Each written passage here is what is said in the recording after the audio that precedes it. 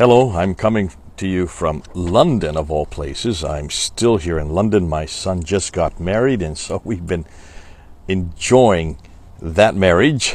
And while this was all happening, last Friday, a well-known literary figure, you all know him, Salman Rushdie, was attacked by a certain Hadi Matar. He was attacked in New York. He was giving a speech on the subject of how United States was a safe haven for persecuted writers and also for artists. Ironically, that's what the speech was about. And this Hadi Matar, this 24-year-old who is a supporter of the Shiites and supporter of Iran, and got an acceptance to attend the ceremony. Why he wasn't frisked beforehand or why they didn't look for knives beforehand, I don't know. That's yet to come out. What we do know is that Salman Rushdie was rushed to the hospital. We do know that he received wounds, probably will lose his eye in his neck. He also received a wound. Also, they severed the nerves on his hand, and he was also stabbed in the kidneys. So he is, though conscious, and he's even joking at the moment. Looks like he will survive, though he will have wounds for life. So this all happened on Friday. We're now Tuesday, the next week. I have been traveling, and this is the first I've been able to get to talk about it. But I thought what I would do, others have done a good job of unpacking it. David Wood did a good job. Hatun did an interesting, fascinating interview with a Muslim down at Speaker's Corner. Islam Critique has done a good background, asking some serious questions that need to be asked about how could the Satanic Verses in particular be in the Quran if this is indeed a revelation from God, and questions concerning Muhammad's ability to understand the difference between Satan and Allah. So these are good videos that have been put out there. What I would like to do is just try to understand what is behind this. What's going on? Where is this hatred and anger coming from? And what is it about this book, The Satanic Verses? But it's all about this book. Though some would say it's also because of Salman Rushdie himself. He is an apostate who grew up in a liberal Muslim family, so he didn't really have a strong adherence to Islam growing up in India. Then moved and became a British citizen. And I think, Satanic Verses was his fourth book. And much of his material in the Satanic Verses is about this difficulty of identification, this difficulty of alienation by those who grow up in one country, go to another country. In his case, as a Muslim Indian who grew up in England. And though it was comical, it was also a book that tried to ask these questions. What do you do when you feel alienated? What do you do? Where do you go? What country do you belong to? One of the ironies, I think, of this whole escapade is that the book itself is written by Salman Rushdie to bring out the problem that those who come from India and live in Britain, this dislocation they have, the fact that they don't feel either Indian or Britain. I feel that. I understand that because I grew up in India, lived in Britain. I'm just now living in America. I don't know where I belong. And so for those of us who are called TCKs, third culture kids, like Salman Rushdie is, we're all in that same boat. We don't identify, we don't know where we belong, either in one country or the other, in one culture or the other. We're not sure. And so this book was written as an exploration of that. Where does your identity come from? What exactly, and who is it? Which country do you belong to most? Which religious faith, now that he's an atheist, or his background in Islam? And he was trying to explore that. And the book was there to do just that. And yet the very people who are attacking it, the people who are burning it, the people who have called for, not for the fatwa himself, but certainly the people who initiated and started the process where the fatwa was then initiated, are the very people this book is directed at. That's one of the ironies. Unfortunately, most of those who are attacking Salman Rushdie have never read the book. They've just looked at the title and assumed it's only attack against those verses. It's much deeper than that, and because of that, I think that's why for many of those in the West who do understand what Rushdie is about and are aware of what he's trying to express, all the more are bewildered by this reaction. Then again, those of us who know Islam know.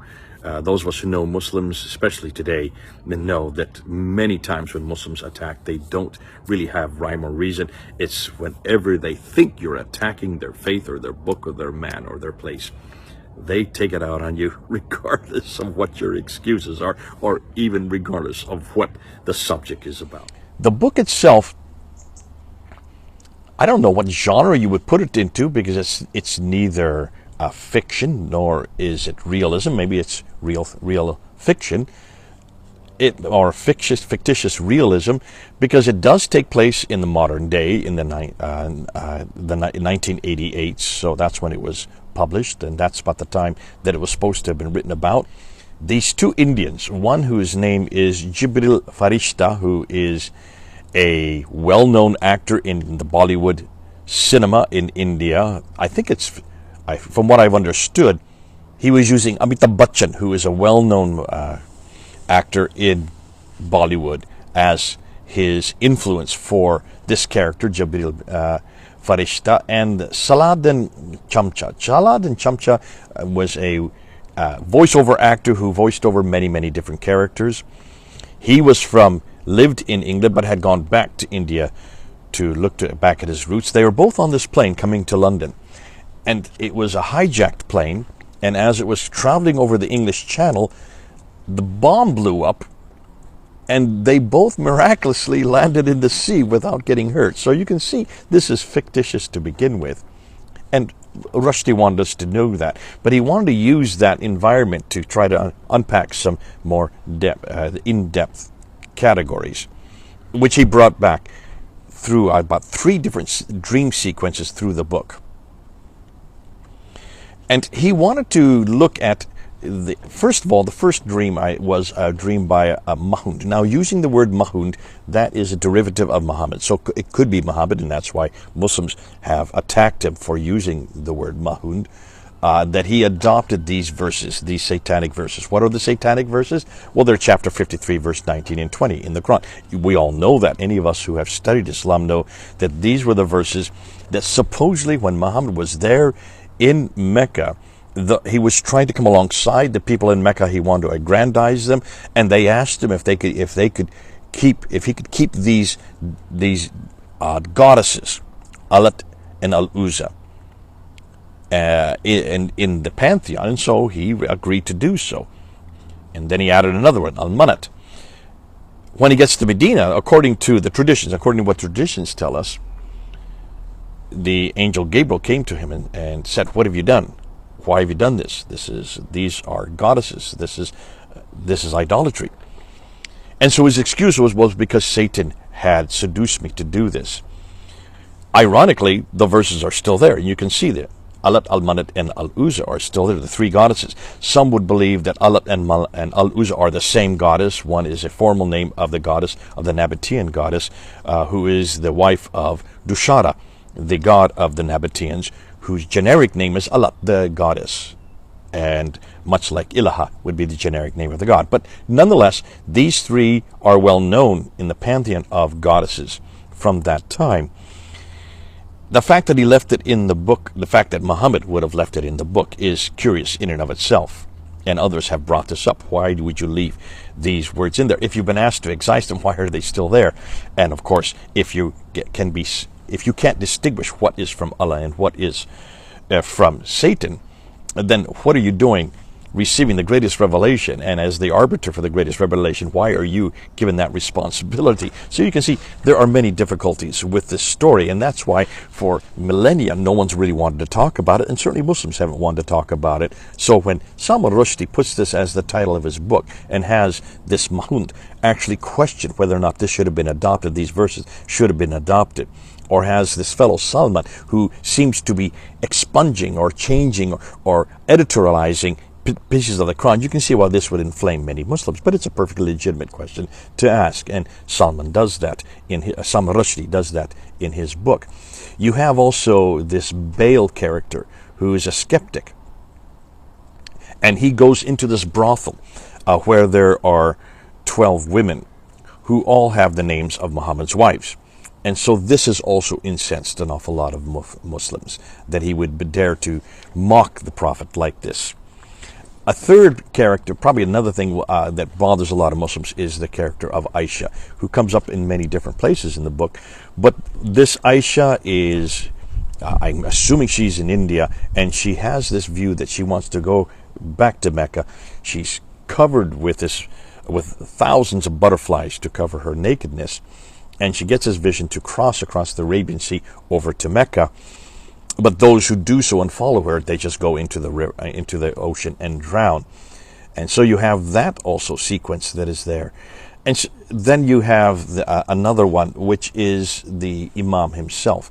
This Imam who supposedly lives in Paris, lives in luxury, and so many of the Iranians thought that this was an injunction against Ayatollah Khomeini when he was living in Paris. So you can see why, for these 4 reasons, many of the Muslims do not like this book and have confronted it. Now, in 1989, a fatwa was put on Salman Rushdie's head by the Ayatollah Khomeini himself that he should be killed for this book. And there was a reward. It's upwards of $3 million now, that I understand, because it has been added to here and there since that time. So it's over $3 million for anybody that does kill Salman Rushdie. And immediately was put under house arrest here in Britain for his own safety. And for 10 years he had guards with him that protected him. And this is the kind of life he had to live. Now, because of that book, he was up for the Booker Prize. He was a finalist in the Booker Prize for 1988, I think it was, and also he won the Whitbread Prize. So it is a very accomplished book. It is highly acknowledged by many literary agents, but people have certainly been hurt because of it. Not only has he had this fatwa on his head, there have been others who have been hurt. Let me just give you a list of them. You have in 1991, Ettore Capriolo, who was the translator for his book into Italian. He was stabbed because of his translation. About 10 days later, I understand, the same year, Hitoshi Igarashi, who was the translator for the Japanese version of his book, was stabbed and was killed. So he has died because of his translation. In 1993, William Nygaard, or however you pronounce his name, the publisher of his Norwegian translation, was shot. He wasn't killed. In 1993 as well, Aziz Nesin, who is the translator for his Turkish version, who was in a hotel, and along with many other Alevi academics and artists and singers, the hotel was put on fire and 37 people lost their lives. He surprisingly was able to get away because those who started the fire did not recognize him, though they were looking for him. And then, of course, in 2022, on August the 13th, Salman Rushdie was attacked. Many people thought he would die. I think for the first 24 hours, many thought that this was it for him, but it looks like he's going to survive. So there have been many casualties because of that book against those who have either translated it or who have published it. Now, what was interesting to me was the reaction by people here in Britain when it first came out. You had a number of people who were very critical. Of course, the Muslims are very critical, but there were also others who should have known better, that I was surprised how they came out. One is Shabbir Akhtar. Shabbir Akhtar is a Cambridge philosophy graduate. And I know Shabbir Akhtar. And when this came out, he asked for a negotiated compromise which would protect Muslim sensibilities against gratuitous provocation, assuming that this was gratuitous provocation. Surprising. Others that came to agreed with him. Keith Vaz, who I have debated on BBC many years ago. He was a Labour MP, and he wanted the book banned immediately here in Britain. On the other side of the ticket, the conservative Norman Tebbit also condemned it. why, to me, it's odd that you would have conservative and Labour MPs condemning this book. As a result of that, others came out in support of our good friend Salman Rushdie. The journalist and author Andy Smith said this: "We are witnessing, I fear, the birth of a new and dangerously illiberal liberal orthodoxy designed to accommodate Dr. Akhtar and his fundamentalist friends." And the journalist, the late journalist Christopher Hitchens, who defended Rushdie staunchly, urged critics to condemn the violence of the fatwa instead of blaming the novel or the author. And he said this: "The fatwa was the opening shot in a cultural war on freedom of speech." M.D. Fletcher probably gives us the best response. He's the author of Reading Rushdie, Perspectives on the Fiction of Salman Rushdie, and I'm just going to read what he says here. "It is perhaps a relevant irony that some of the major expressions of hostility towards Rushdie came from those about whom, and in some sense for whom, he wrote." So he's talking about the Indians and the Pakistanis, those here in Britain who burned it. Here's pictures of it, burning the novel when it happened. Of course, they were the first ones to burn it in late 1988 and early 1989, because of which, for which then, of course, the Ayatollah Khomeini gave the fatwa. And he's talking about them. "The manifestations of the controversy in Britain embodied an anger arising in part from the frustration of the migrant experience and generally reflected failures of multicultural integration, both significant Rushdie themes. Clearly, Rushdie's interests centrally include explorations of how migration heightens one's awareness that perceptions of reality are relative and fragile, and of the nature of religious faith and revelation, not to mention the political manipulation of religion. Rushdie's own assumptions about the importance of literature parallel the literal value accorded the written word in Islamic tradition to some degree.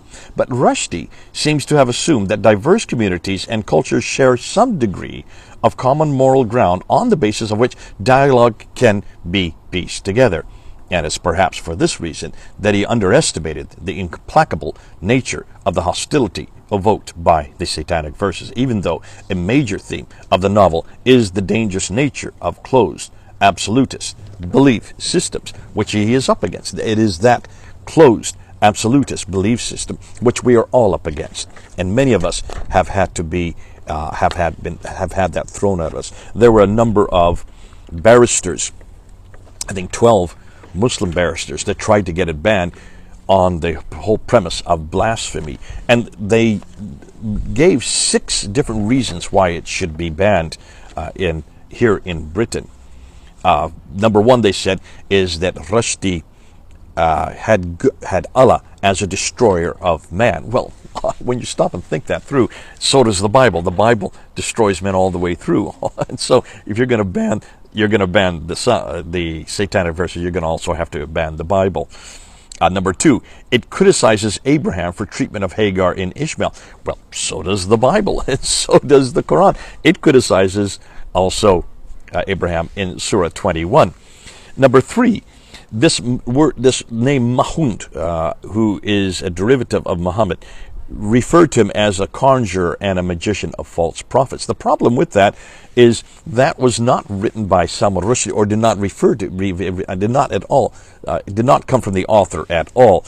That was said by an unsympathetic, a drunken apostate who was part of the story. He says it, so you can't blame that on Salman Rushdie. Number 4, that the whores, these 12 whores that were there in the brothel, who had the names of Muhammad's wives, they said that this was anathema and was injurious to Islam. What they don't realize is that when Salman Rushdie was writing that, he was talking about the symbolism of the perversion and the decadence of the West, in particular in this case of London itself, that they would do this at that time. So it did not reflect his own ideas himself. And then number 5, that the Prophet's companions, who Muslims know as righteous companions, the companions of the Prophet, they're referred to as bums from Persia, and also at one place as clowns. what they don't realize is that wasn't Salman Rushdie speaking. That was a hack poet who referred to that, and he was hired to say that very thing. So most of the accusations, the last of which is he criticizes Islam as a legalistic, totalitarian state. Isn't that what many of us have? But that is not blasphemous, because we all know that Islam is totalitarian. We all know that it is legalistic. I mean, that's one of the greatest complaints that we have against Islam from those of us who've been working with Islam for these many years. That's not blasphemy, because that's not criticism of either Muhammad or of Allah, which would be the blasphemy that they're looking for. So that was struck down immediately by the Home Office when they came to try to throw that. And this is what the Home Office said in response. It would not allow further blasphemy persecutions, declaring how inappropriate our legal mechanisms are for dealing with matters of faith and individual belief. The strength of their own belief is the best armor against mockers and blasphemers. And that's really it. If you're going to sit there and try to litigate and try to eradicate and try to kill and stab and bomb and also shoot people who say anything against your Prophet Muhammad, what does that say about your Prophet Muhammad, Muslims? That says pretty much that he cannot be defended except by this means and only this means. Ewan McEwen, I'm going to end with him because he says this: people who are utterly secure in their God should be above taking physical revenge when offended.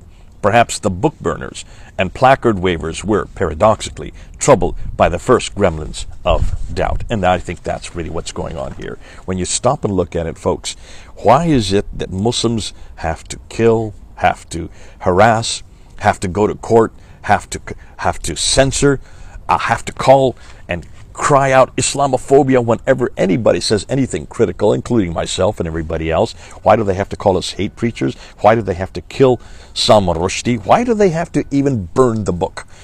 It's because they know that both their prophet and their book and their God cannot be defended.